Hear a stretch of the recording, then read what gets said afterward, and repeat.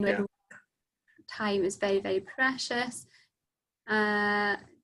Nina, can you hear us okay? You can pop your camera on if you'd like to. It's entirely up to you. Here we go. Okay. Oh, perfect. Okay.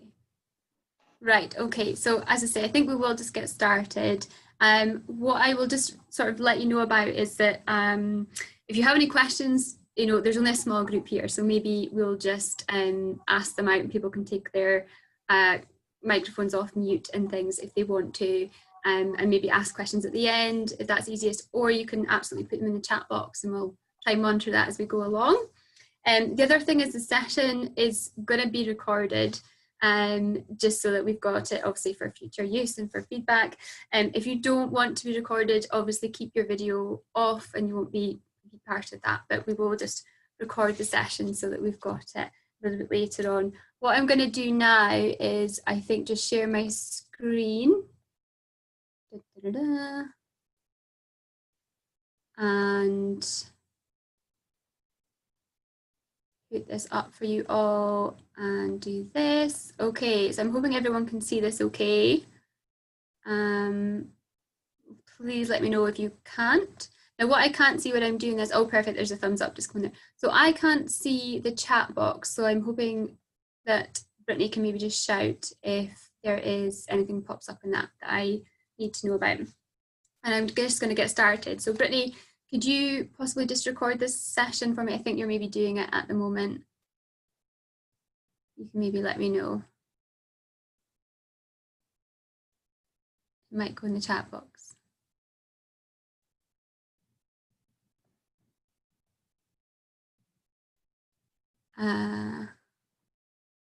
I'm just having a little look at that now. Yes, all good. Oh, perfect. Thank you. I can't see the chat box, so I'm guessing you can, Brittany. Is that right? Yes, that's right. Oh, perfect. Okay, just keep me right. Okay, excellent. Okay, so we'll get started. Okay, so thank you so much to you guys who have decided to join me today, and well done to making it to Friday afternoon. I really hope that you've managed to kind of see some of the sessions that have already been going on in the oh, Matthew, well done, you're laughing. I hope you managed to kind of check some of the sessions out that have been happening earlier on in the week as part of the Northern Real Farming Conference. And I'm certainly hoping to check some out myself a bit later on. I am Rosa. I am a dietitian, and I often get asked, what does a dietitian have to do with farming? So hopefully I'm going to be able to answer that for you guys today. I apologise in advance. This webinar is going to be a little bit like going to the supermarket. All your staples and your commodities are going to be spread out across the webinar today, and you have to go through every section to get the answers. And I apologise, and I have done it for a reason. You're going to have to stick with me on this one. Okay. So the start of this session is going to be probably things that you know, you maybe don't really want to hear about that much, but I'm just going to go over them because I think it's important that you hear them. Just stick with me. I promise it will get better. Okay, well, so we'll start off talking a little bit about dietitians and their kind of role generally. And then we're going to move on to a little bit why I'm passionate about farming, why I see farming as a solution to our health, which is the really interesting bit for me. And then we're going to talk about my turkeys as well at the end of it all. Okay, so stick with it. There's going to be a little bit of interaction, hopefully, in the middle. We can get you guys, we're going to hand the power to you to become dietitians for a moment. Okay, so it's going to be really fun. Okay, so let's get started. So what is a dietitian? Because nobody really knows. We just hear the word and make assumptions. And it's quite confusing because we don't actually put people on diets. That's not really what we do. But we're called dietitians, so it gets confused. We're actually the only qualified health professionals that assess, diagnose and treat dietary and nutritional problems for individuals. So we're qualified to do our jobs. We train really hard to do it. We're protected by law, we're regulated by law, and nobody else can really do it. And we help you learn about your nutrition and how that can influence your health. Historically, we have worked within the realms of the medical field, essentially, but there's new arenas now for our expertise, and we can work in policy and we can work in public health. So we can work in the NHS, but we can work in government, in research, in education, and in industry in all different sectors. So we do a lot of different things. We get our fingers into a lot of pies, if you will. Okay, so if there's any dietitians, or any of you are dietitians in disguise today, you'll know that we can inspire change, and that traditionally these are the sorts of things that we can do, and these are the sorts of things that as dietitians we can be in general helping people to make changes on, and that supports farmers. So I've generated this kind of list of words there, I hope you can see. I apologise to Tim Lang in advance. If he's watching, he's not obviously, but if he is, I've used the term food miles. I know, Tim, that it doesn't mean what we now think it means. I know that that term has been twisted, but people understand the term food miles in the way that they do. So I've used it in this generation of generating these words. But what I want to say is really that dietitians, we can encourage people to consider where their food comes from. We can help them make it affordable. We can help them make it accessible to them. And we can really look at the intricacies of people's diets and what matters to them and how they can make small changes in their diet and make food more accessible. And of course, we know that food choices aren't just about doing the right thing, because we all know we shouldn't eat ice cream, but we all do because it's nice. So it's about much more than that. It's about understanding people's barriers to change, whether that is affordability and accessibility, practicalities, cooking skills, whatever it is. We can, there's lots of barriers, and as dietitians, we can help people make changes in these areas. Money comes into it, there's no doubt about it, and we often don't talk about the money that we spend on low, poor nutritional quality foods, things like junk foods in inverted commas, okay? So things that are high in fat and salt and sugar, we spend money on those things that could be redirected in other places. And there's a lot of debate around why we do that and how we should change that and why we should change that. And it's complicated. And that's kind of what I want to just get out there, is it's quite complicated to install change. And we all know that because we're all human beings. And I think even because food is quite an emotional topic, we all have, Matthew and I have just been chatting about the history of it all. It's emotional. We have this emotional attachment to it, and everyone's granny makes the best apple crumble, and you know, we have this attachment to it, so it's hard to detach ourselves from it. And I just want to give you an example that's not food to help. So for example, I know that I would really like to have an electric car, because I know that would be better, I think, from the information I have, for the environment. But I can't have one because I farm, and I need a tow bar because I have to be able to pick up straw and hay. And I don't think there's an electric vehicle out there that I can afford that is also practical for me to do that. So there's all these barriers and things that conflict, and we have to balance those things. As dietitians, we have a really key role, as I say, at influencing people's behaviours and change, and that can help our farmers because we can make people aware of where they can pick up food locally and seasonally and how they can integrate it into their diet. I also want to give an example of just the complexities of the food system. I don't plan to talk about the food system too much because it's not within my expertise, but just to kind of give a really simple example of it, and thinking of these trade-offs between the environment and our diets and sustainability overall. So 80% of the wheat in the UK is actually milled and refined to make it white. So we take away the bran and the germ from the wheat, we mill it, we refine it, and we make it into white flour.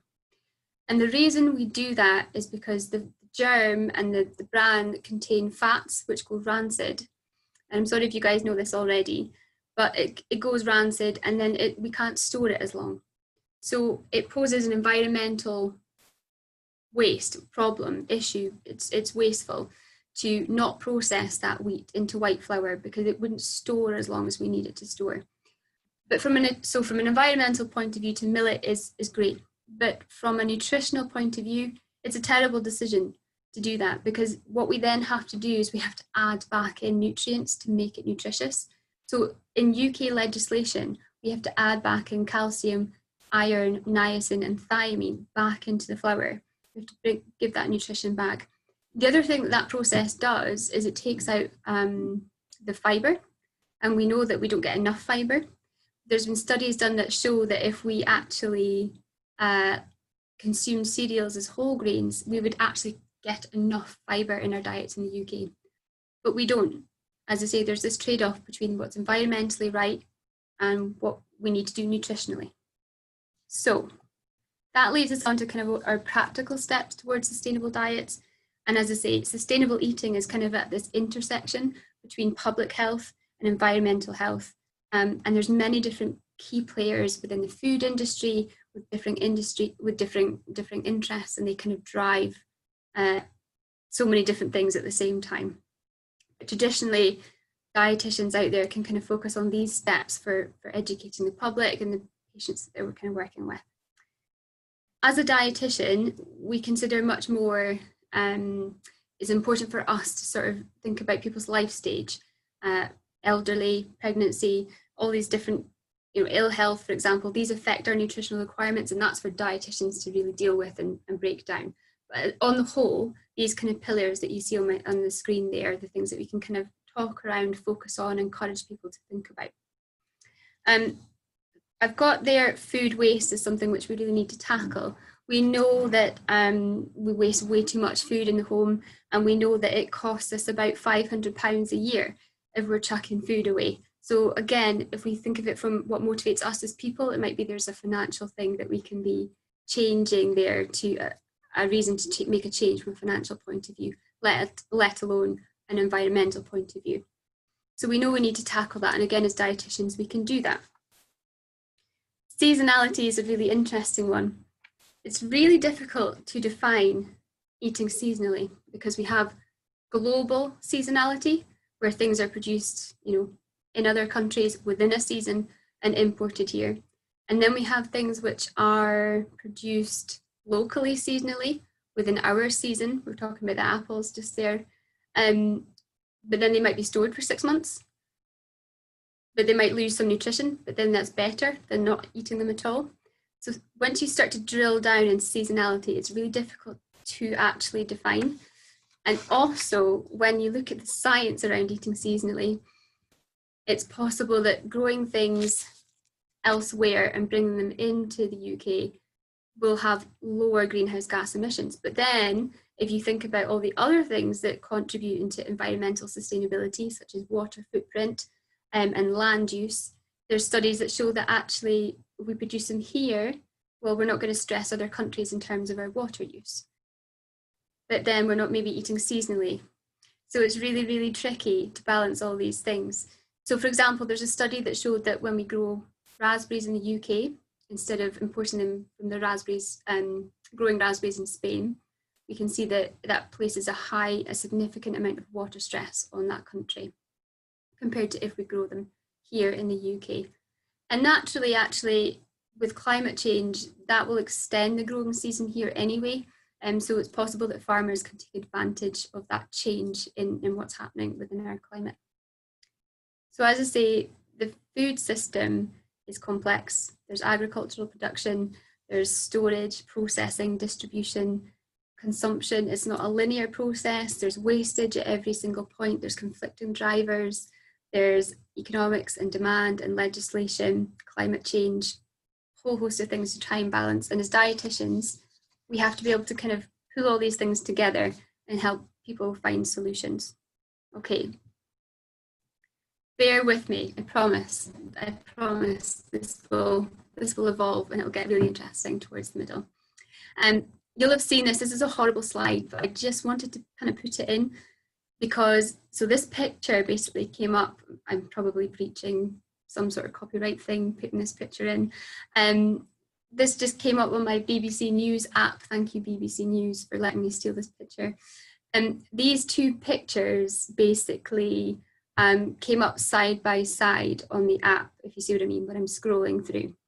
So on the one hand, we're celebrating BBC saying, that's great, everyone, this is obviously during COVID and during the pandemic. Everyone's rushing back to Greggs, great, we're buying our sausage rolls, fantastic, not so much. And then literally below, we have an article about how the NHS is having to prescribe activity, to think about social prescribing. Our GPs and our NHS are having to actually counter our bad choices. So we know we're having way too much salt and sugar and fat and processed meat. We know that cardiovascular disease, cancers, chronic respiratory disease, type 2 diabetes they're the biggest cause of death globally. And they are preventable diseases. They're things that we can actively choose to change and do something about. And it costs our NHS £6 billion a year. It's colossal. And that's not thinking about the wider kind of impacts of lost days of work, for example, and all these kind of wider problems that our ill health is causing. So we have this kind of urgent need to change our food system to produce diets that are healthy and address environmental concerns as well.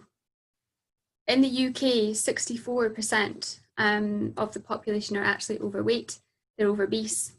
And this picture, I think, just represents what's wrong and lots of conflicting drivers that are going on at the same time. Okay. So I think I would like to just run the poll now, Brittany, if we can. You can let me know how we do that. There we go. So I'm going to read it out, I think. So I'd like you just to, if you could just put your answer into this poll. This is the Eat Well Guide, and I want to ask you, what percentage of UK adults meet the Eat Well Guide recommendations?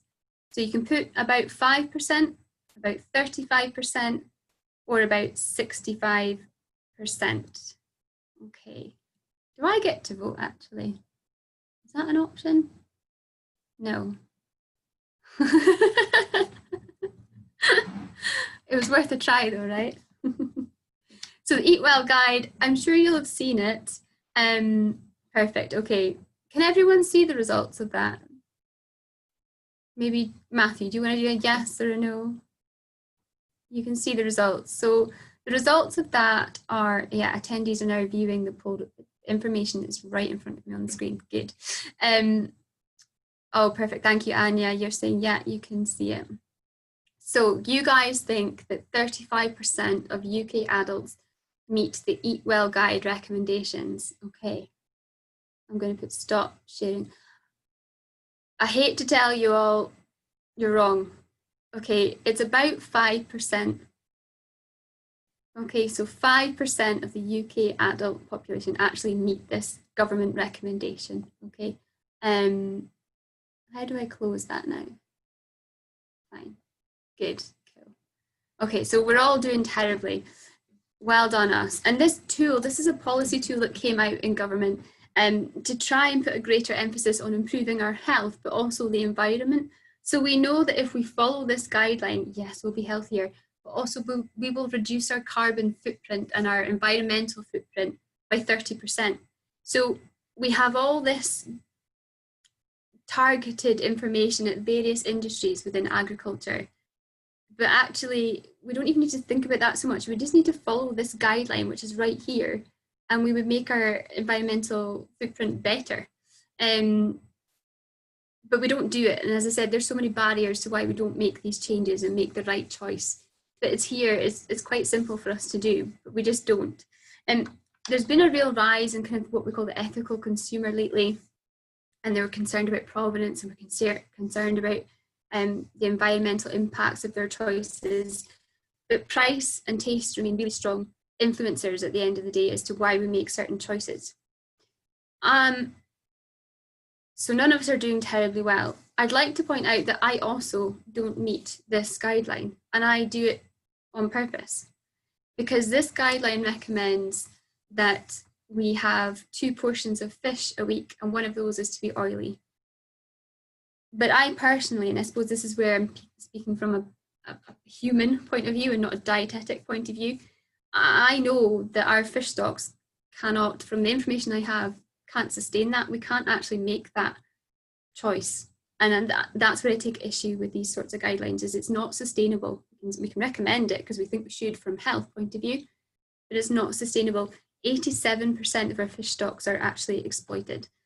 So I choose not to do this. And that's where actually, I can probably talk about it a bit later, where I choose to do research into the area of where we can get nutrients from alternative places that are much more practical. And hopefully we'll save our fish stocks. So even I as a dietitian do not meet this standard. But I think what's important to kind of talk about is that from a fruit and vegetable point of view, 29% of adults and 18% of children, meet their 5 a day, and that's it. So they're not getting enough fibre in their diets, they're not getting the fruit and vegetables that they need. And yet we know that if we adhere to this guideline, and if we achieve just the fruit and vegetable part of it, if we achieve our 5 portions of fruit and veg a day, we can reduce our mortality risk. It gives us the largest improvement in reduction of mortality risk. So by eating more fruit and vegetables, we will improve our health. And it's the single most important part of that target as such. So, as I say, if we meet the target, we'll lower our environmental footprint by 30%. The other thing, I suppose, is that a lot of the time we talk about, when we look at this model, we talk about having to reduce our meat portions and dairy portions. And yes, that's absolutely true. But also the reductions in our environmental footprint also come from reducing our intakes of high fat, salt and sugar foods. So for example, we need to reduce our intake of pizzas and chocolate bars as well. But we don't seem to talk about those in the same way that we seem to be so emotionally sort of driven to demonize certain industries within agriculture. But we need to look at all the types of foods that we're consuming and where we can make better changes. Okay, so that's kind of we've got through that stuff, okay? What I want to do now is set you a couple of tasks. And the first one, I want my screen share now.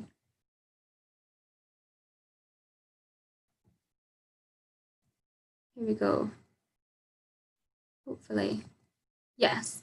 Okay, so the first thing I would like you to do is just take a minute and just have a little think if you meet the Eat Well guidelines, because I think we said there that you answered in the poll that we think about 35% of adults meet the Eat Well guidelines.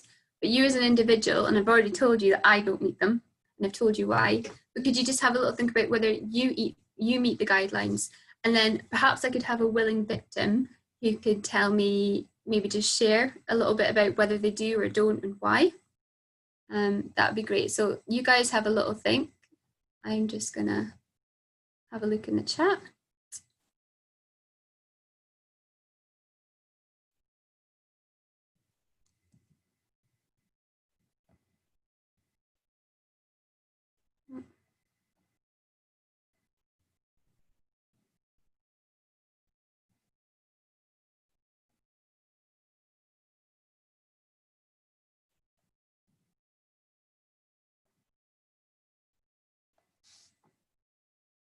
My screen is not working.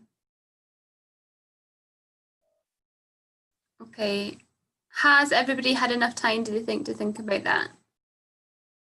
Would somebody like to unmute their microphone and maybe tell us whether or not they think they meet the guidelines? Matthew, you look like you are. Yeah, I didn't want to dominate. I wonder if anybody else had a thought. I was unmuting because I didn't understand your second question. But ignore the second question. That's okay. And I throw it open to somebody else. I'm happy to say why I don't think I meet it, but I wonder if anybody else wants to contribute. Okay.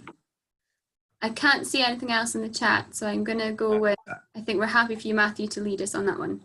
Well, as a vegetarian, I'm not sure that I would meet the recommended guidelines. Okay. Because it includes meat and, well, oily fish and things. Yeah. Okay. Yeah. So is that from a protein point of view, you think you wouldn't then meet your nutritional requirements, or just? Oh, I was trying to look at your pie chart of the breakdown of foodstuffs that make up the eating guide. Mm-hmm. Okay. I don't know that I could see it all because my screen's not that big. Okay. Sorry, actually, you talk about fish, and I was looking for a symbol of fish on that diagram. I didn't see the meat section on your diagram. Was there meat on there? Yeah, there is some meat and fish on there. I'm wondering if I can go back. Let me see. I'm going to stop sharing my screen for a second and just see if I can go back a slide for you. Let's have a little look.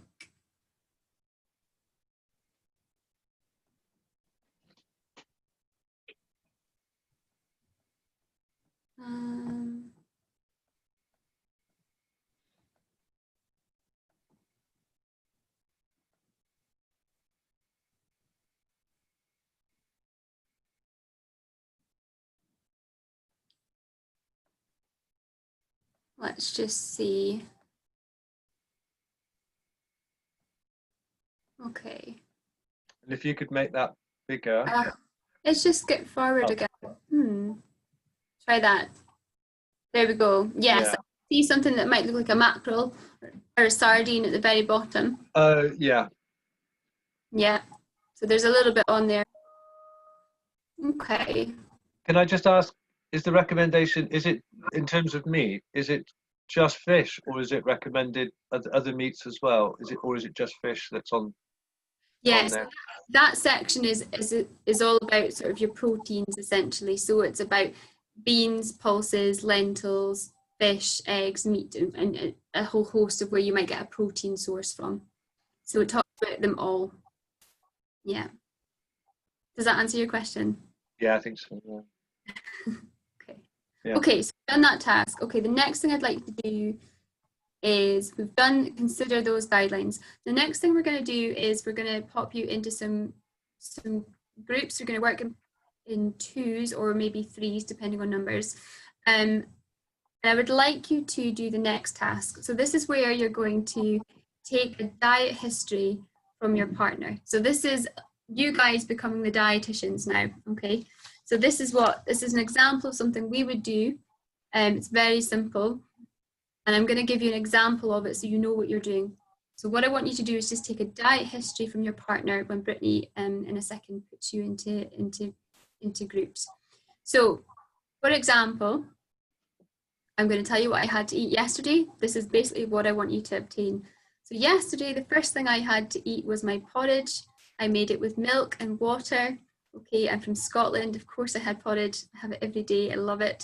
I had it with stewed apples and had some nuts over the top of it. Okay. At lunchtime, I had a vegetable frittata, and I had some like leftover roasted tomatoes and squash and things with on the side. And then at dinner time, I had a baked potato and baked beans, which you can judge if you want to, but I'm human, so there we go. That's what I had. And a bit later on, actually, I had a chocolate pudding.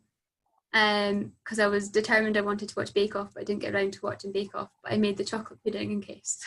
So I ate the chocolate pudding. And I also had 3 cups of tea and God knows how many glasses of water as well.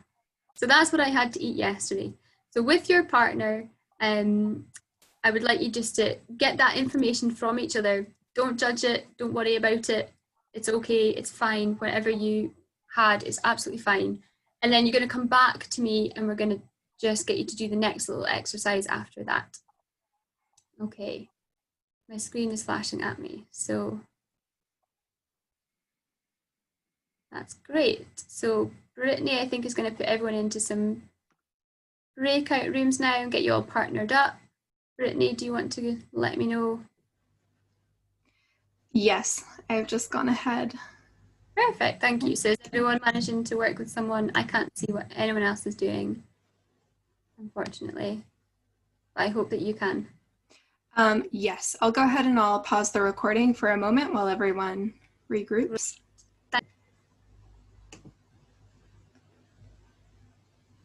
Okay.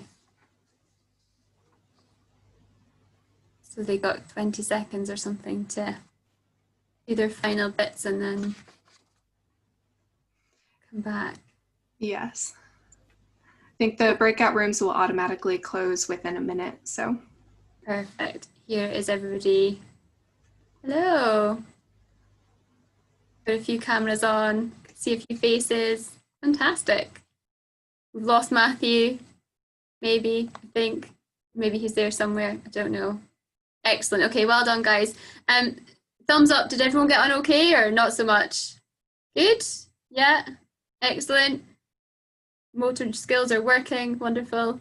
Okay, I'm glad you had a bit of a chat with each other, okay, and just got to kind of have a bit of a debrief on what you all ate yesterday. That's important if you could remember it. It's sometimes quite tricky to remember what you ate yesterday. A few nods there.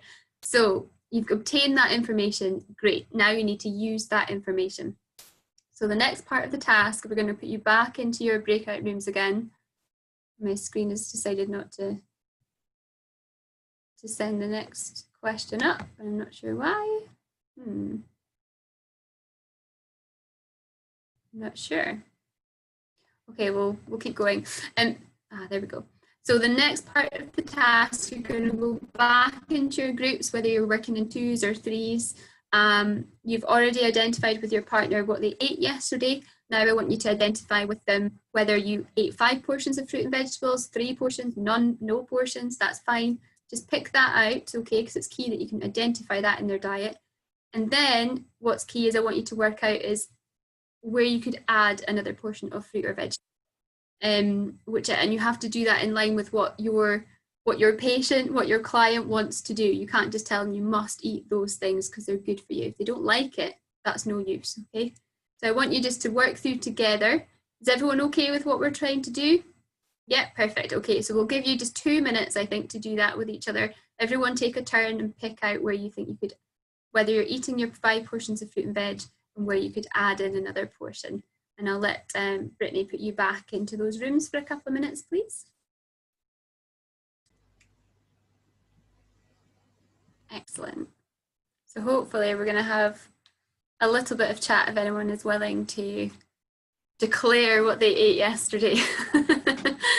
And hopefully they've done a little bit of problem solving as well to see where they can improve on their diets or not improve. Although I think from the chat, a lot of people seem to be vegetarian or vegan, so actually probably they're doing really great at eating loads of fruit and vegetables and getting plenty of fibre as well. So a room of experts here, which is fine. That'll be really interesting to hear.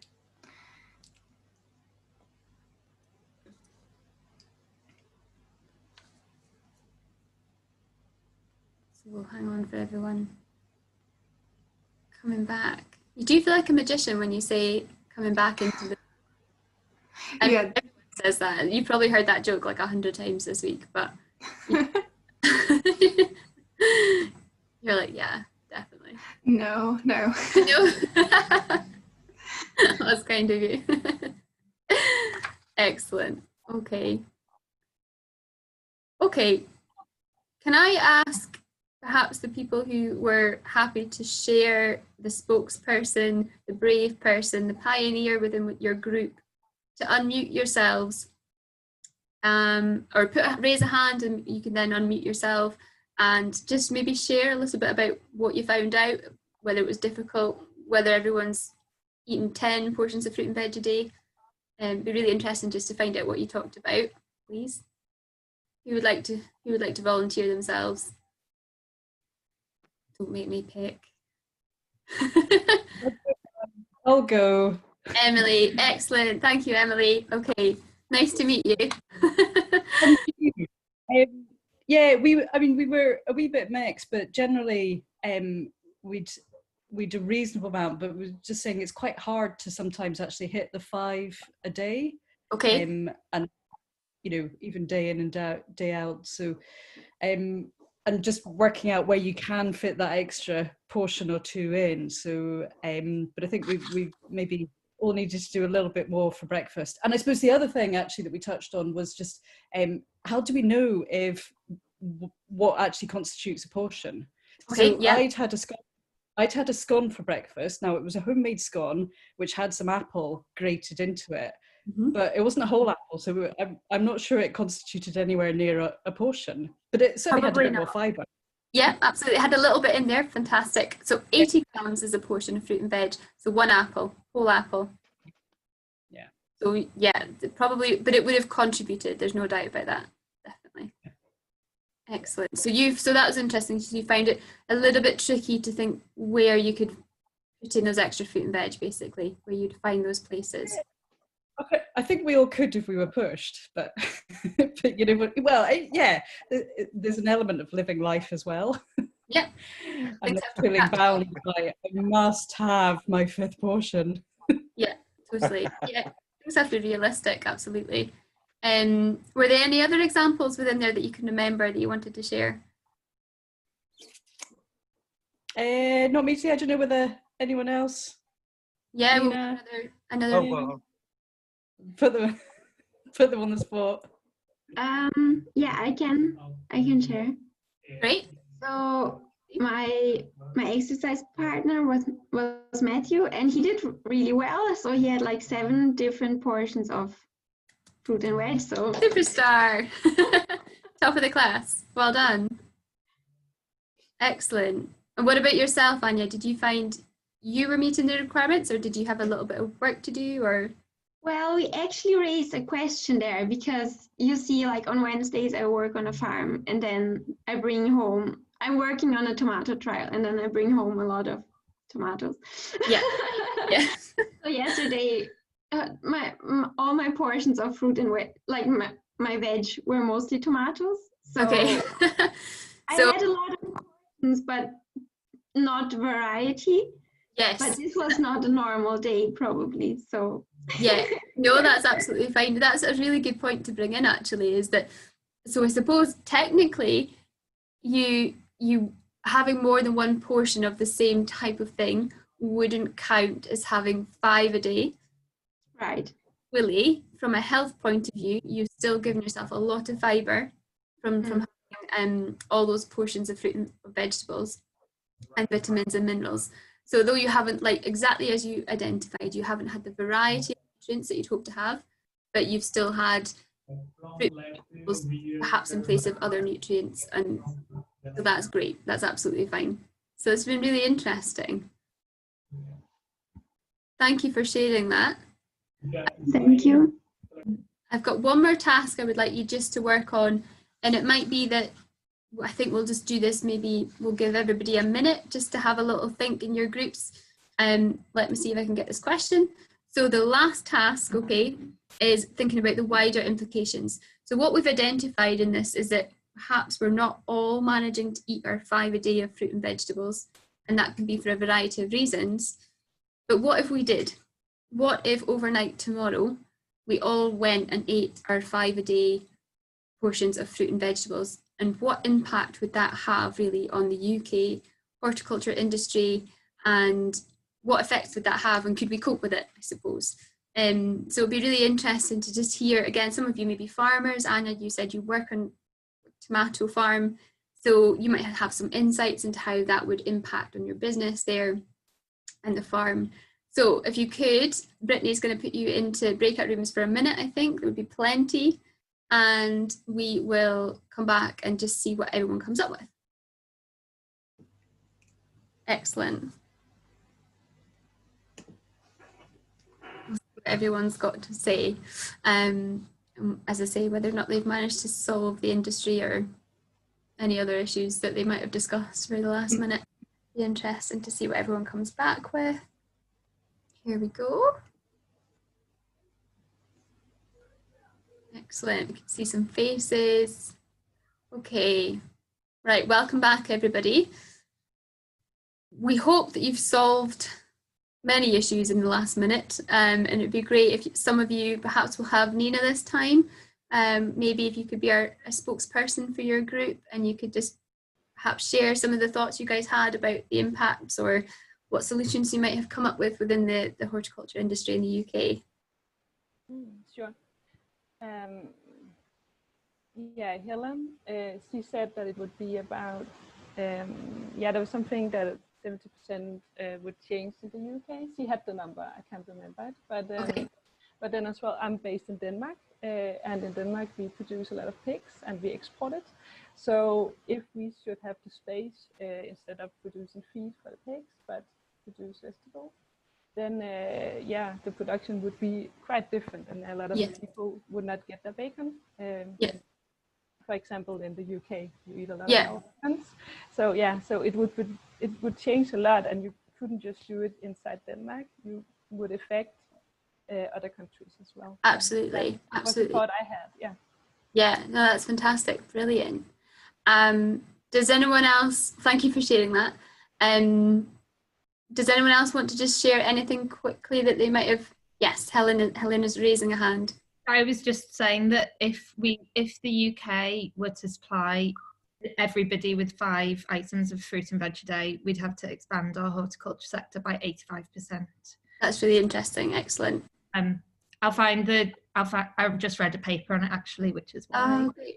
Yeah, so, it's all in your mind.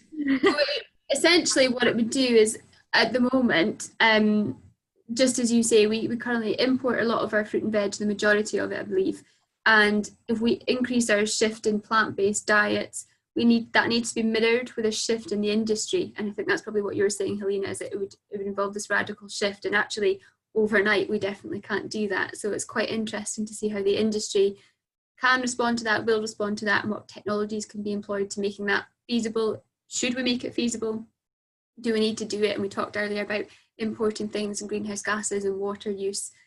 And there's a whole host of other things. But we do know that importing fruit and vegetables from countries that are water scarce and vulnerable to climate change environmentally may not be the best thing, and perhaps our industry will have to evolve to encompass growing more fruit and vegetables here in whichever way we can. I'm conscious of time, so I will keep going. I think at the moment there's lots we could talk about. I think every slide on this could be a webinar in itself. That's just the nature of this topic, I think. But we'll carry on, okay? And thank you for taking part in that. That's fantastic. And I've written down some of your comments so I can feed back into other work that I do and sort of say this is what people are saying and this is what people are recognizing. Okay, let us see if... Okay, so this all seems a bit backwards. I gave you kind of the dietetic speech at the start, but now I want to tell you about a little bit more just about myself and how I work as a dietitian and what I'm interested in, basically. If you will humour me a little bit. And I think this is probably relevant because, as I say at the start, people say, what has a dietitian got to do with farming? So I want to just ease you into that a little bit and hopefully kind of convert a few people. So I'm obviously, you can probably tell, I'm a farmer's daughter. There's a real farmer passion there, which won't ever leave. So I'm biased from the start, basically. And I grew up in a very mixed farm with beef and arable enterprises, forestry diversifications. My father was really an arable farmer, so he did a lot of, so that was his thing, and he was a real risk taker, and he did a lot of alternatives. So really growing up on the farm has just fueled this passion for me, with this fascination with our environment and ecology, and the sort of functional properties of nutrients in our food. And it all kind of stems from growing up on this farm, and I guess you would call it agroecology, essentially. It's how you'd package that up. So I, was inspired by the farm to become a dietitian, really. I think being involved, as Matthew and I were talking about at the start, with sort of food production right from the ground up helps you appreciate the importance of having people who are skilled in soil health, in animal husbandry, and people who work really long hours to put food on our plates and work really, really hard. And I study now organic farming. Who hiss, some of you might say. People don't seem to like organic as a term at the moment because we have other terms. We have biodynamic and we have agroforestry and we have regenerative farming, but they all sort of encompass sort of similar themes and common interests. So I'm okay with organic farming. That's fine because these things mean the same sort of things. We're trying to drive towards soil health and biodiversity and provision of ecosystem services and farming with nature ultimately. So we're all driving towards this common goal. For me, agroecology, organic farming is recognised as a sort of, organic farming is simply a certification that sort of supports farming in a positive way, and it means that people know what they're buying as well. So this is a picture which, if any of you are farmers listening to this, will know that no farmer really looks like this. This picture was taken for the paper. And actually, like yesterday, to give you an example, I was head to toe in waterproofs because it was lashing rain down in here in Scotland and it was cold and I could not move my hands much while I was out doing some fencing. So, this picture is very nice, but we all know perhaps it doesn't represent real life. But this is me, and I guess what makes me different as a dietitian is that I understand agricultural challenges. I have a farm, I study farming, I work on other people's farms. I understand the trade-offs that we have to make between economics and doing the right thing sometimes, and I get it. I have these practical skills, I make farming decisions every single day. And I focus my work on, nutritional quality and provenance and environmental sustainability. And I do genuinely believe that farming can be a real force for change. we can achieve a coherent food and farming system, absolutely, but we need to just work on that. As a dietitian, I'm a trained problem solver. I'm trained to take a whole myriad of information and conflicting interests and pull it together to make a solution for somebody, because that's what we have to do as dietitians, whatever setting we work in. And agriculture needs innovators and to drive change, essentially. I don't think that, to me, biodiversity loss isn't a separate issue from the kind of core concerns of society, including sort of issues around food, nutrition, security, and sustainable development. These aren't separate issues. These are very much integrated issues. And we need to sort of generate a better understanding of the links between agricultural biodiversity and diet quality and nutrition and health, and the overall role of nutrition within sort of agricultural food systems. We need more evidence around that, and that's why I kind of left my career in critical care in the NHS, which I really enjoyed, to kind of go down the research route, essentially, because we need much more information in this section. So it's really close to my heart. I'm trying to get some answers for us. So we know that the issues within agriculture, you guys will know this stuff. We know that the gains in agriculture that we have made have been at the expense of the environment. And I don't need to give you a lecture on that, because you know, but we know the things about land degradation. We know about pest and disease buildup, and we've lost our kind of resistance to those things. And we know actually that small scale farmers don't get to take part. We don't get the same rewards as large professional farms. We can't do things at scale. We can't buy things at scale. We lose out. And yet it's small scale farmers that have got all these amazing practical systems that they use that we then replicate, or larger farms can then replicate to get benefits from. So I'm a small scale farmer. My dad says it's pointless what I do. Okay, but it's not pointless what I do, because many people around the world are small scale farmers and they farm on less than 2 hectares and they're successful in doing that. So we don't need to laugh. Everybody around me laughs, but there's no need. There's a lot of value to bring to it.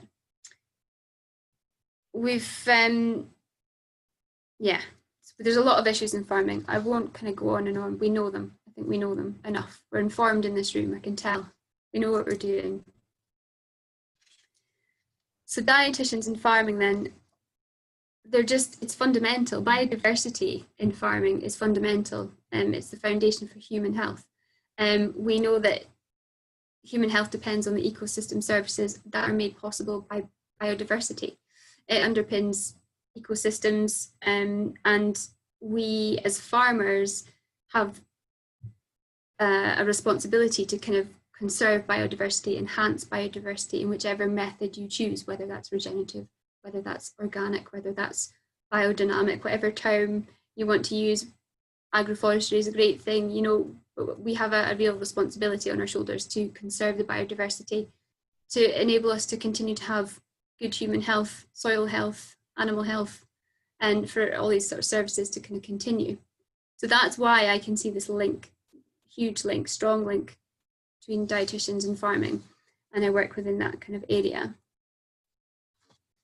So as I say, biodiversity is a key for sustainable food production, and agroecology, really these low input systems that we have are, they're knowledge intensive, and they require a real shift in what's happening at the moment. And I study farming at the moment, and yet farming isn't being taught. I'm studying an organic degree, but the guys who are just studying farming, if you like, don't really learn about the agroecology side of it, and I don't understand that. I've challenged that quite a bit through my degree. I think they must be fed up with me, really. But I don't understand why these things aren't being taught as baseline farming, because it's very knowledge intensive, but they need to know. They need to know how to make decisions in farming that will benefit their animals and their soil. It's incredibly important. So I think for me, as I say, biodiversity is a real key principle for sort of sustainable food production and food consumption. Now, you guys in this room, I get the feeling you're at the Northern Real Farming Conference, and that tells me that I don't need to tell you about the basic practicalities of farming that can help achieve diversity on farms, because you know about selecting crops for things other than yield, for example. You know that you need to consider disease resistance, but also the micronutrients that are perhaps in that particular crop.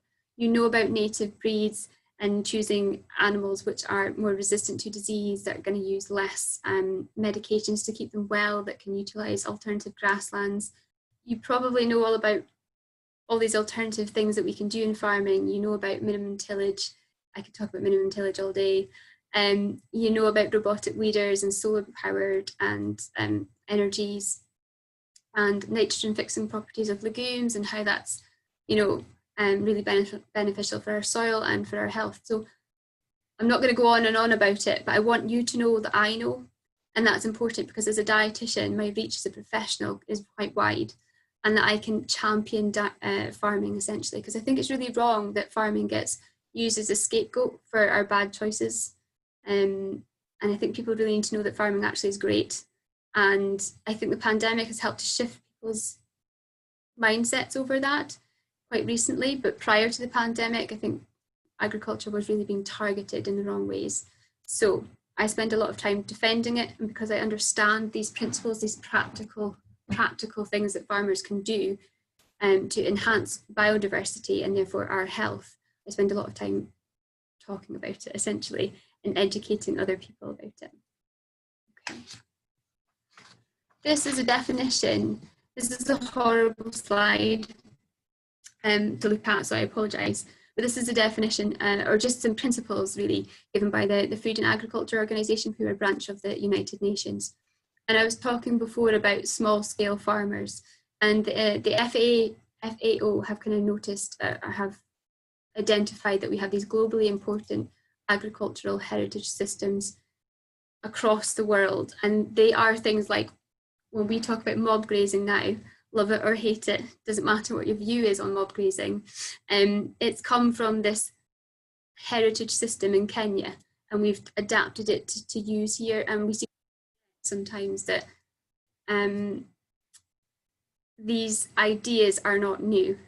They are old, based on old knowledge, just as Matthew and I talked about at the start.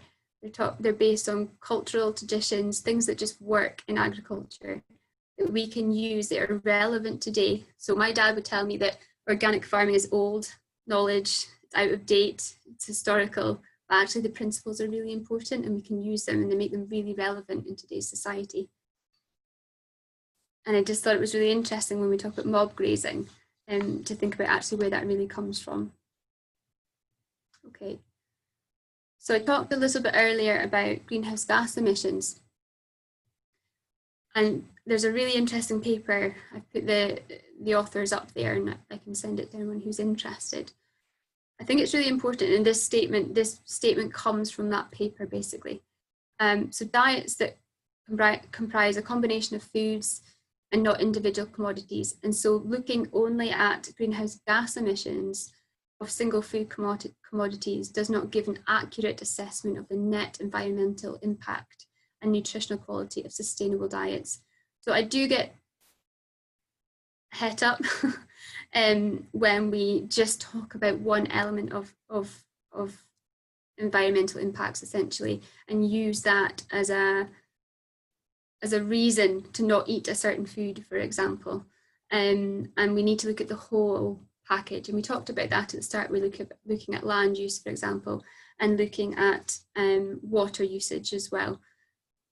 I sit on the Sustainable Diets Committee for the British Dietetic Association. My peers are really fed up of hearing me talk on and on and on about this, but it's something I'm very passionate about. We need to have a really balanced view of the whole system. It's complicated, and as this paper points out, looking at one thing, looking at greenhouse gas emissions, doesn't give us all the answers and shouldn't form the basis for that.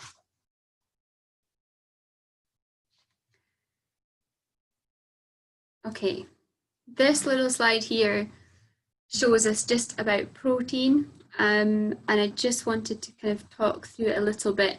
So in the blue here on this bar graph, we can see how much the average amount of protein that an individual has per day. So on the left-hand side in the blue, we have the intake for men, and on the right-hand side, we have the intake for women. And that information, so that's for overall protein from a number of sources, and that comes from information from the National Diet and Nutrition Survey. That's a survey carried out within the UK periodically by the government to find out, sort of benchmark our health essentially, and what we're eating and what we're getting. In the orange coloured bars, that's what the reference nutrient intake is for our protein levels. So that's the amount that we say we need to get every day to be well. Okay, so you can see, I hope from that graph, that we overeat in protein. Both men and women overeat protein. So when we talk about having to find alternative proteins, we need to really think about if we even need to, because we overeat protein at the moment as it is anyway. So is there really a gap? We don't really think there is a gap. Now, again, as a dietitian, I would have to look at somebody's individual disease state, health state, life stage to assess that. But as the general public, we don't really need to eat more protein, and that's kind of been fueled by various industries. So exercise, for example, the exercise industry has kind of fueled this desire to have more protein, but there isn't really a need to have more. When we overeat, as you can see from this graph, you can see that we overeat in protein from all sources. When we think about eating less meat in terms of protein, protein isn't really the nutrient we need to think about. What we need to think about more is how, if we eat less meat, for example, we might miss out on zinc and iron. And what's quite interesting, and so thinking about where we'd get that then from other sources.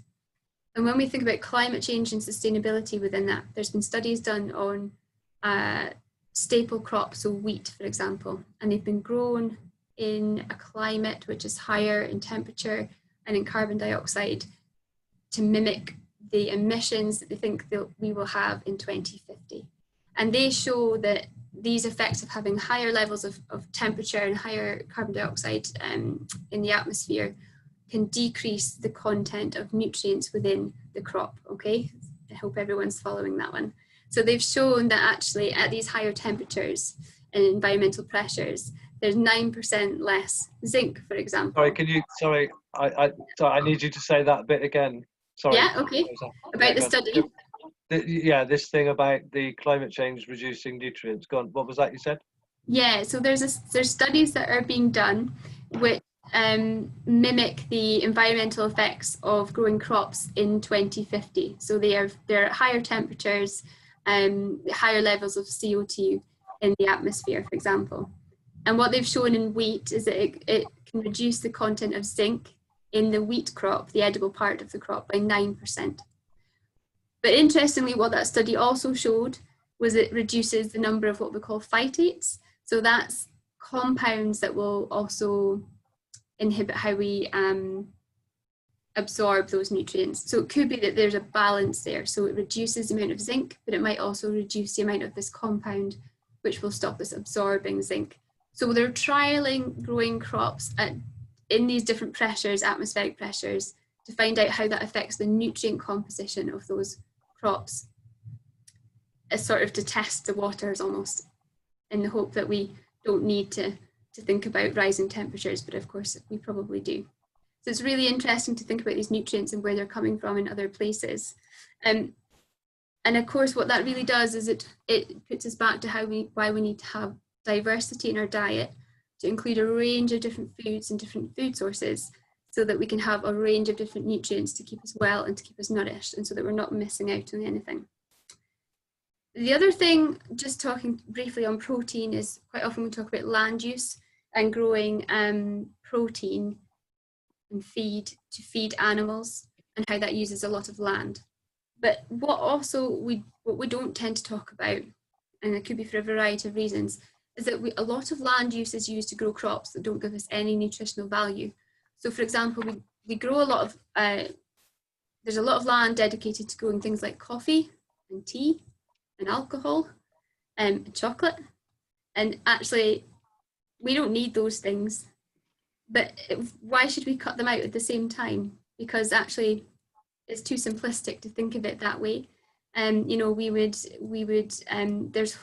cultures, you know, based on growing tea, for example, and why should they not do that? There's a lot of knowledge there. And it's not to say that those plants don't give an environmental benefit. But I just wanted to kind of present that argument as, you know, we grow a lot of things that aren't of any nutritional value. So again, targeting certain industries for their land use isn't the way to think about sustainable diets either. Okay. Now we get to talk a little bit about the nice stuff. So for me, farming brings so many wider health benefits. And I've listed a few of them up on the slides there. And I'm sure you guys are well-informed people and you know about these benefits. They've been talked about a lot. And green space, I think, probably is maybe the one to pick up there, and sort of access to green spaces for people. We talked a little bit earlier about social prescribing and our GPs having to actually actively prescribe exercise and green outdoor space for people. And I think that's really interesting that we're kind of at this point where that's happening. But there's other kind of benefits that I would like to just chat about. So in this picture here, this is my work colleague and friend, Fred. And this is the day Fred and I do the lambing together. And this is the day he got his very own flock of Kerry Hill sheep, okay? And I can see a few faces there smiling. And that just tells me the effect that this image has on you guys. Everyone goes, oh, that's nice, okay? There you go, that's it right there. It's nice, it's lovely. We've all got an image in our own heads of people we know that kind of go through this. And, you know, Freddie's incredibly lucky that, you know, he's grown up in this lovely farm. But I'd like to just tell you that Freddie has invested his money into buying this flock of sheep. He knows what tup or what ram he's going to use with them. He has a grazing management plan. He has a health plan. He's learning about land stewardship.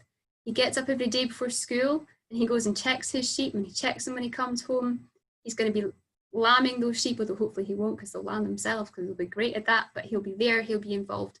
And whether Freddie becomes a farmer or a painter, he'll have learned so many skills in business, in risk management, that he's going to contribute to society down the line, regardless of what he does. And I think we really need to think about this as well when we think about farming, is the opportunities it brings us. And children are so impressionable. And whether it's children that grow up in farms or have the opportunity to access a farm in any which way they can, the skills and the impressions that leaves them with is really important. And I think, yeah, it's really important we talk about that bit as well. We bring it to the fore. Okay, and this is the other one I would like to just share here. Okay, I also really like this picture. Okay, so this is my friend's daughter, Isla. I use this picture all the time when I'm doing talks, with permission, obviously, because I think this picture depicts true joy, okay? This is what happens when you have freedom and wonderment to go around in the hedgerows, exploring, picking out tiny raspberries, and you know yourself that you'll have to go through the patch of nettles, you'll have to be scratched by the brambles and probably the fencing as well. You will persevere because you will get that tiny little berry. And I think it's really important, again, that farms are here and we can provide these opportunities for children. The way they can learn, they can play, they can take measured risks. And I certainly have fond memories of cycling around all the farms when I was a kid with my friends, hunting desperately for tiny little raspberries. So I love this picture, and I really think we need to remember, again, when you think about farming and health and the kind of wider connotations of what that means, and thinking about our GPs prescribing people, you know, time outside essentially, you know, farming can really bring joy to people. Okay. Again, horrible slide. What I want you to take from this slide, don't worry about reading it too much, is that sustainable diets are really difficult to define. Hence why the Food and Agriculture Organization have this great big load of words to try and define it, because it's hard and it's complicated. But what you need to take from it really is that biodiversity is essential for humanity, for providing food and fibre and fodder and fuel and medicine, in addition to other ecosystem services, and we need to protect it. And as a dietitian, I hope to do that. I talked a little bit about my role. I mentioned perhaps the Sustainable Diets group with the British Dietetic Association. So I sit on this committee, and I think I must drive my peers crazy. my unofficial, so the aim of the group basically within dietitians is just to promote high standards of sustainable eating really within public health and within the wider profession.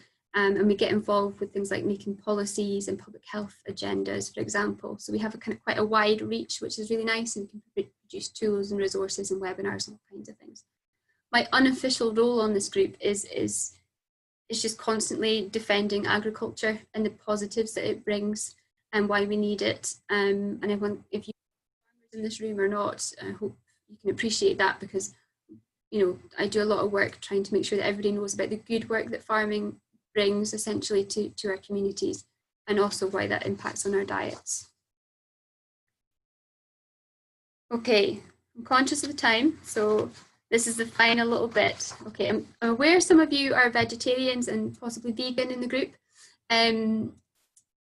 So I'm going to talk to you about turkeys, hope that's okay. And I want to just share a little bit about what I do with turkeys and why. So as I've kind of alluded to, I have a very small farm up here in Aberdeenshire, but it's mine.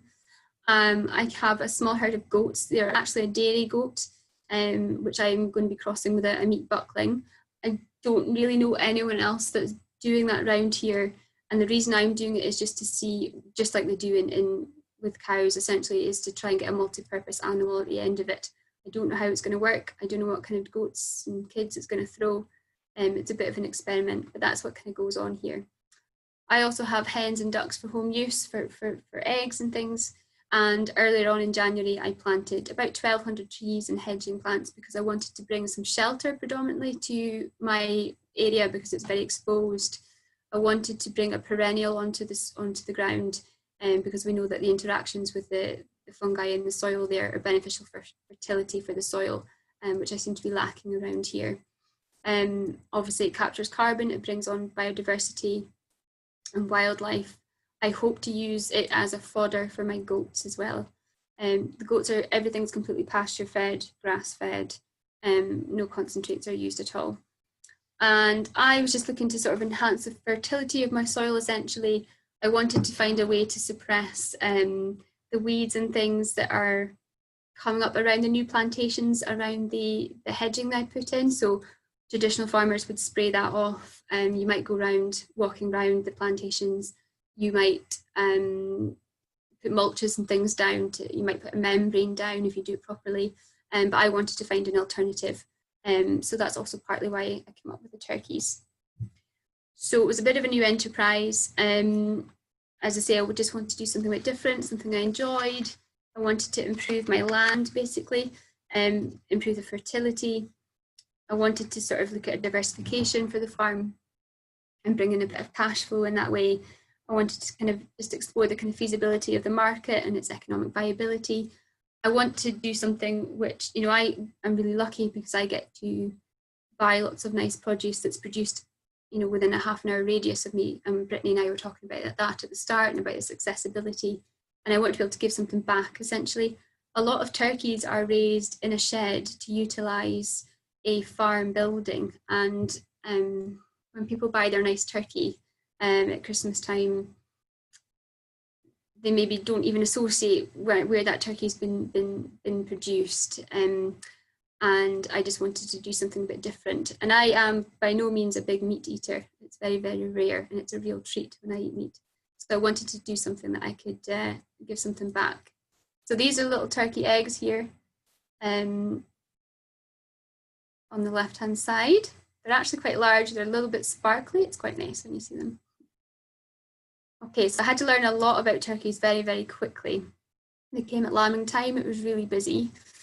I managed to source the poults actually very locally to me, which was great because poultry in general have to travel really, really long distances, hundreds of miles. They don't all make it. It's awful, well, actually, our poultry industry, to be quite honest. And so I managed to get these guys at 3 weeks old, just very locally to me, which was lovely. They jump really high, they fly, they get out of everything. And housing them, you can probably see from that video there, I had to learn to build, didn't really get the agricultural engineering skills. a little shelter for them there. And I basically learned to take them, so they were in a shed initially, just as they were 3 weeks old, to keep them safe. And I would walk them out onto grass through the day. So they got used to that human interaction. They got used to not being afraid of people. They got used to following me. So it was a really nice little system that I got with them. And they got to forage out through the day and essentially pick up all the bugs and beasties and grasses that supplement their diet. So it was really nice to see them progress.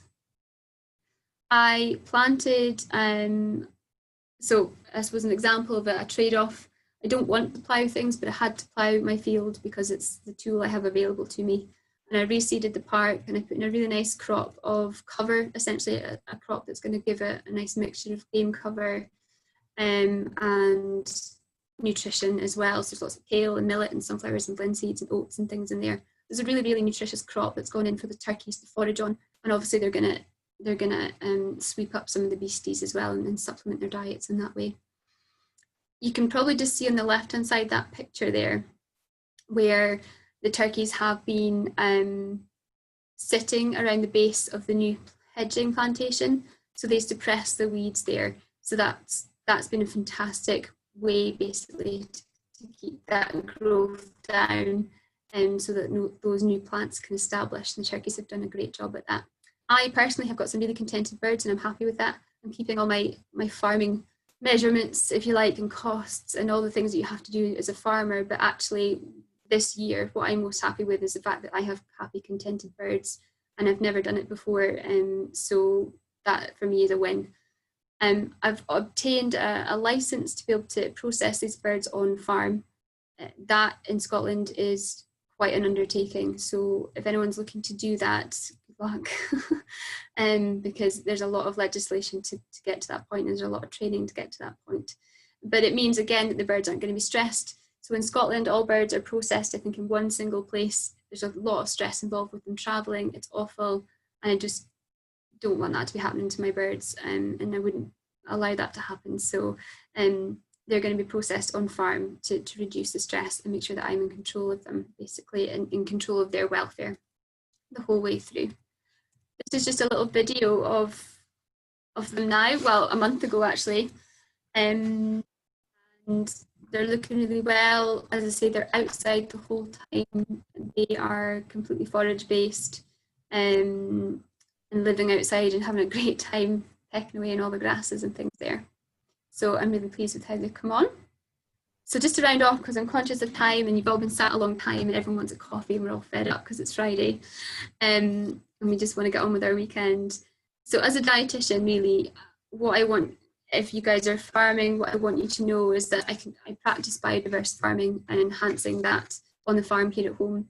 As a health professional, I can raise awareness of things and disseminate the positives that agriculture can bring for environment and for our human health at a really wide level. And in terms of the public, I can inform and educate people about the good work of what's happening in farming. I can encourage and support changes in their habits and their choices to support both them and farming. So I really want you to take that away from today. I'm conscious that there may not be a huge amount of time left for questions, but if anyone wants to put any in the chat box, or if perhaps I can answer some at a later point and get back to people, depending on what Brittany says about time, then I'm happy to do that as well. I don't know, Brittany, do you want to share what you think about the timing and maybe some questions? Sure, for anyone who wants to stay on, maybe we could take an extra 10 minutes or so for questions. I think there are a few in the chat box already, Rosa. Excellent. Do you want me to see if I can pull them up, or if you've got some lined up? I do have a few lined up, but maybe so everyone can see it, I can just go ahead and post again in the chat here. Yeah.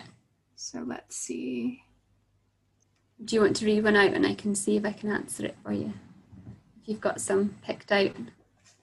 Sure. There was a question near the beginning about the Eat Well guidelines and whether they include recommendations for vegetarian and vegan diets. Yeah, absolutely. It's fully inclusive for everybody. So it doesn't say you must eat this amount of meat, for example. It says try and get enough protein, and this is how you can do that. and it kind of gives you examples of where you get those protein sources from. I think even doing my diet history maybe picked up there that I didn't eat any meat yesterday.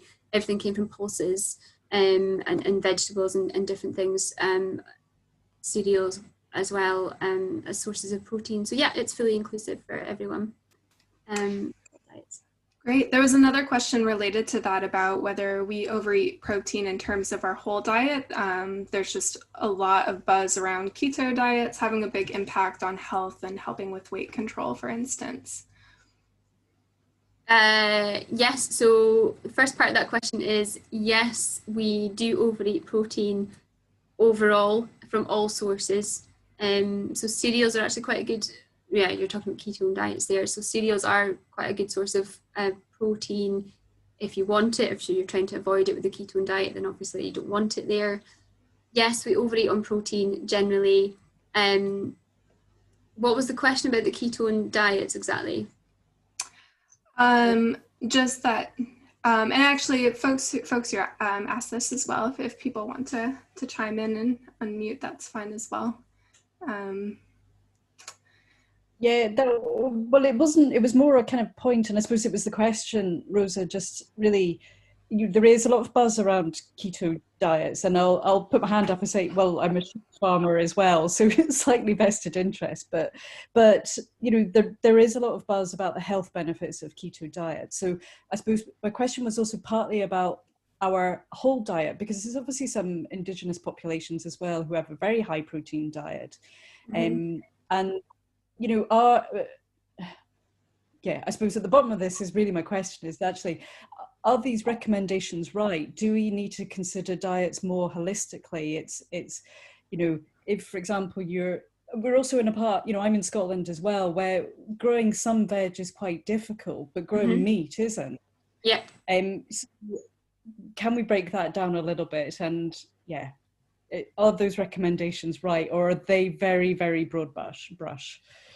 Yeah, so those recommendations are both, they're right and they're broad brush. They allow people to get everything they need to be well nourished, essentially. And yeah, I agree, there's a real call for site-specific farming, like you say up in Scotland here, even in Aberdeenshire, there's a lot of hill farms. We grow grass really well, so we can't grow crops. It's just not feasible in certain areas. So there's a real call for site-specific farming, basically, and being able to kind of share those commodities wider once they're produced.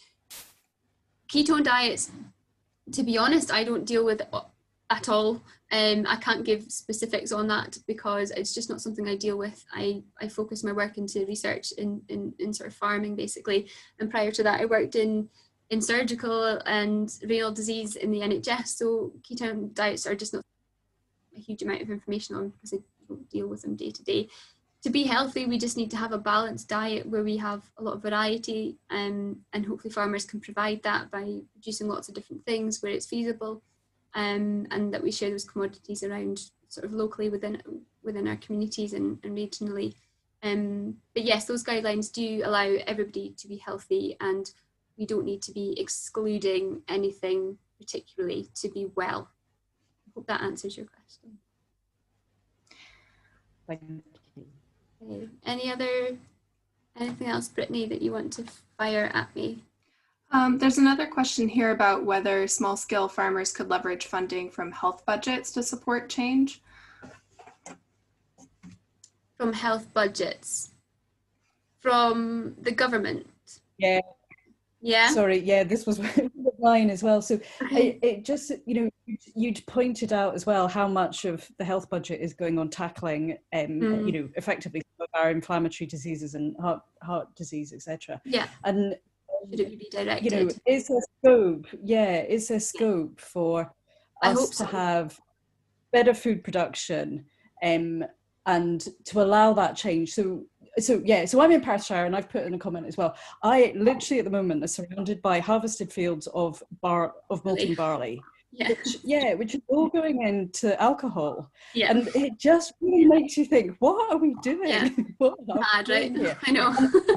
You know, and this is productive land that is actually, now there is some field scale veg growing going on. So there's peas, there's carrots, there's Swedes, broccoli and cauliflower around, but it still begs that question to me of, actually, if we need change, if we need, as Helena had suggested, this 85% more to come into fruit and or veg production, that something needs to allow that change to happen, which unfortunately will include finances, I think. But is there scope, and I'm conscious as well that ag subsidies are disappearing, we've got Brexit, but is there scope to think that actually some budget from health could be redistributed to supporting health, to supporting positive and good food? Yeah, I really hope so. I think it's I imagine there's a lot of initiatives already like that happening sort of individually in various communities and health boards that perhaps I just don't know about.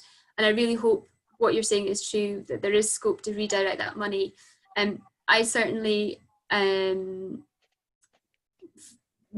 part of the Sustainable Diets group, we have looked at whether we can redirect money from those that go into sort of supporting food banks, for example, into going back to like community supported agriculture schemes, box schemes, and helping that money go into helping people go back to their local suppliers, basically, and whether that would be through vouchers and whatever kind of works essentially for the various councils. So we've looked at sort of schemes like that, and I think it's possible if we could pilot one somewhere and then see how that goes, and then maybe look to roll that out a little bit more widely. So yeah, I really hope there is money that's going to be redirected. I think if they're asking GPs to socially prescribe, I don't know how long, if you were here from the start and think about where that money is going, then it's going to come to inevitably we're going to see the same thing happening with our health and with food. So yes, I'm optimistic that there will be a change in where money is being directed. And I think as well, you talked about subsidies there, and I guess a lot of the work is being shaped around redirecting the focus, so incentivizing beneficial agricultural policies and disincentivizing, if that's a word, and the ones that are negative towards our climate and environment. And I hope that will shift how people produce, essentially, and what their drivers are. I think what you touched on is how there's always these conflicting drivers in food systems, in people's health and their choices, and it's just trying to wrestle with those constant kind of, as I say, conflicting drivers, basically, to find a balance. Hopefully we'll get answers. Yeah. So we might have to leave it there as we're out of time, but there is, for those who want to continue the conversation further, there is the chat groups as part of the conference. So great, fantastic. Yes. Okay. Can I just thank you, Rosa? Thank you for that. That was really good. And can I contact you? Can I? Yeah. I'd like to talk to you further about the project that we're involved with, and encourage you to get involved with it, because I think it fits very well with what you've been talking about. Of course, that's absolutely great. I'll put my details in the chat box maybe, and then you've got your... Yeah, so can we do that, and then I can just quickly grab those? That'll be lovely. Thanks. Yeah, absolutely. I will do that for you. It's no problem at all. Thank you very much, everybody, for being with me, for listening. I hope everybody got something from it. Do get in touch if you'd like to, and do enjoy the rest of the Northern Real Farming Conference. It's just a fantastic source of information, really, isn't it? Enjoy your weekends. Yeah. If you get weekends. Depends if you farm.